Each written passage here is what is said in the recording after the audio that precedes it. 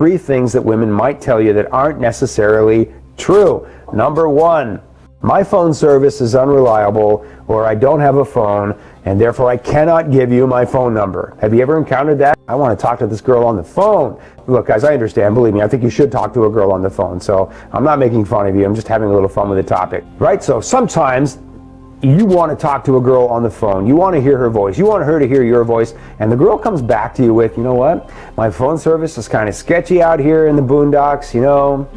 It's not reliable, I don't have a cell phone, and I can't really talk on the phone. And sometimes the women will tell you that. 99% of the time, that's a complete lie. But why is she telling you that lie? Because in many countries, if you get a harassing caller, calling you in the middle of the night, waking you and your family up, possibly your child or children up, phone numbers are hard to change. If you get the wrong kind of guy with that information and he harasses you, like some do, you can't change your phone number so easily. You have to put up with it. It's a privacy issue. Sometimes for the women, they live at home with family members. They haven't told their family members that they're writing to somebody who's been writing to them for 4 or 5 months, who may or may not get on a plane to come and meet them. Because if they get you excited, if they get anyone excited about the fact that, you know, you're talking to each other and you're going to meet before you've committed to meeting and then you back out, that's really, really embarrassing to the women. They get everyone excited about the idea that they've met a foreign man who's going to come and romance them and whisk them away in that beautiful fairy tale romance, and then, no, he doesn't come. That's really humiliating for women. It is especially humiliating for women in places like China and the Philippines and the Ukraine. Another lie that women will tell, one of the 3 lies that women will tell you in Ukraine. My email and internet service are not reliable, and therefore I cannot give you my email address. It isn't that I don't want to give you my email address, I just can't give you my email address because the internet is sketchy. Email, I don't have, my email service was taken down, or something like that. So when a woman tells you that, she's being too polite, and she should probably be more direct. If she was being direct, she would say, look, if we're going to communicate with each other, and I'm going to read your letters when I get home from working 14 hours day after day after day, and I have several letters from men like you in my inbox, and I've got to read them, I do not have time to translate those letters. I can't. I just don't. And unless you are going to be really, really, really diligent with something like Google Translate, your translation is going to be messed up, and sometimes you're going to say the exact opposite of what you intend to say, and it's just going to be really confusing, and at 11 o'clock at night, that's just going to be really annoying. So sometimes it's a need for translation, and then the women will really rely on that. Sometimes the women don't have time to read long letters. They want to read interesting, engaging letters. They've had a hard day, and they want to read something that's positive and interesting, 3 paragraphs long. And that's something that they would like and enjoy and can respond to. Guys, sometimes we just write, you know, we're sitting at home and we're alone and we're sad and we're writing to someone that we believe is our friend, someone that we believe is our lover. So sometimes we're writing letters that are just long and depressing, and she wants to hear something positive, something fun, something flirty.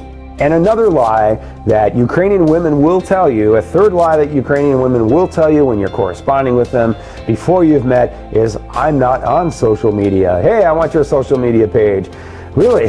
Well, for a lot of women who go out on social media, especially international women, a lot of women will create a profile not using their real name, so they can't be stalked, so they can't be found by somebody that they don't want to be or aren't ready to be found by. For a lot of people, social media is this opportunity to build this broad network of friends. I know people who have 300 friends on social media, all kinds of them. Many women in other cultures consider social media to be a private network of friends and family, and they don't want to open that up to the scrutiny of somebody that they've never met before. And that's a very, very private, realistic concern, if you will.